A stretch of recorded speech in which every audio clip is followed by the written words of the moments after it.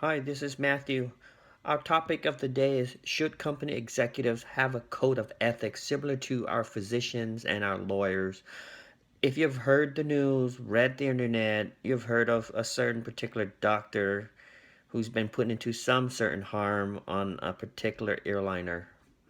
So, to answer that question, I believe strongly that all executives should be put to a certain standard, that ethics and morals should be accompanying their positions and their job and duties. And I do say so strongly because I believe ethics, if you take a look at it, it creates a borderline of these executives having to follow.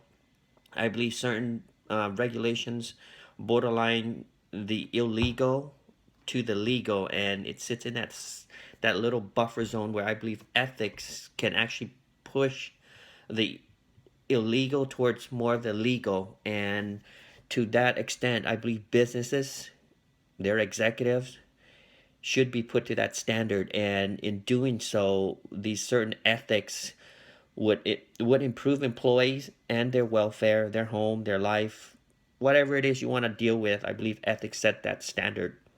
It improves the moral values, or at least how they're treated as a whole, a bit more than we would particularly reason to see or towards the latter end. And if business executives were put to these standards of ethics, I believe the stakeholders and at the very end the shareholders would come out a little bit better, knowing that there are certain criteria and rules that they must abide by. And if you took a look at the overall value, I believe customers with ethics related to executives would get a better outcome. And if we were to talk about BP in the previous, you see how the shareholders came out in the negative, losing their jobs and livelihood.